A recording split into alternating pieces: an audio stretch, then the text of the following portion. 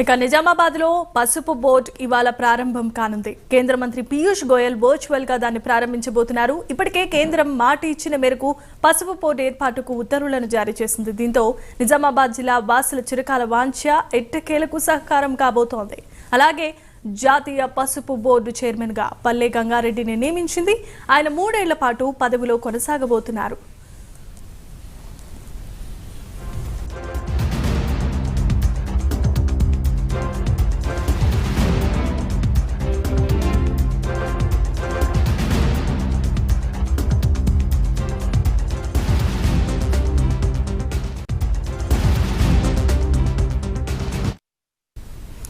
పసుపు బోర్డు కోసం నిజామాబాద్ జిల్లా రైతులు ఏళ్ల తరబడి డిమాండ్ చేస్తూనే ఉన్నారు. ఈ క్రమంలో జాతీయ పసుపు బోర్డును నిజామాబాద్ లో ఇందూరులో ఏర్పాటు చేసేందుకు కేంద్ర ప్రభుత్వం నిర్ణయం తీసుకుంది.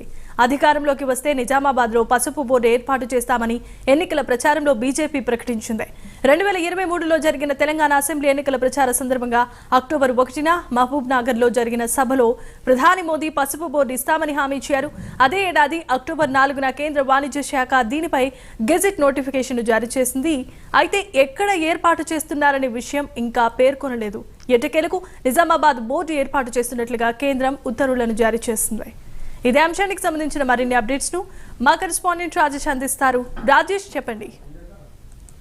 జమీమా, దశాబ్దాల కళ నెరవేరిందని చెప్పేసి రైతులు హర్షం వ్యక్తం చేస్తా ఉన్నారు. పసుపు బోర్డు ఏర్పాటు జరిగింది. కేంద్ర ప్రభుత్వం ఉత్తర్వులు జారీ చేసింది. అయితే నిజామాబాద్ జిల్లా కేంద్రంగా జాతీయ పసుపు బోర్డు కార్యాలయాన్ని ఈ రోజు కేంద్ర మంత్రి పీయూష్ గోయల్ వర్చువల్ గా ప్రారంభించనున్నారు. అయితే ఈ నేపథ్యంలోనే గత లోక్సభ ఎన్నికల్లో ఇటు నిజామాబాద్ బీజేపీ అభ్యర్థిగా పోటీ చేసినటువంటి అరవింద్ ఇదే పసుపు బోర్డు ఏర్పాటు చేస్తానని చెప్పేసి హామీ ఇచ్చారు. బాండ్ కూడా ఇచ్చినట్టు పరిస్థితి. ఒకవేళ తీసుకురాకపోతే 5 రోజుల్లో రాజీనామా చేస్తారని చెప్పేసి బాండ్ కూడా ప్రజలకు ఇచ్చిన పరిస్థితి. అయితే గత లోక్సభ ఎన్నికల్లో మాత్రము అప్పుడు 178 మంది రైతులు కూడా లోక్సభ ఎన్నికల్లో పోటీ చేసినటువంటి పరిస్థితి 2019లో. అదే విధంగా అప్పుడు కూడా పసుపు బోర్డుకు సంబంధించి అయితే ఎక్స్టెన్షన్ సెంటర్ ను మాత్రము ఆ సమయంలో ఎంపీ అరవింద్ తీసుకురావడం జరిగింది. అయితే జాతీయ పసుపు బోర్డు ఖచ్చితంగా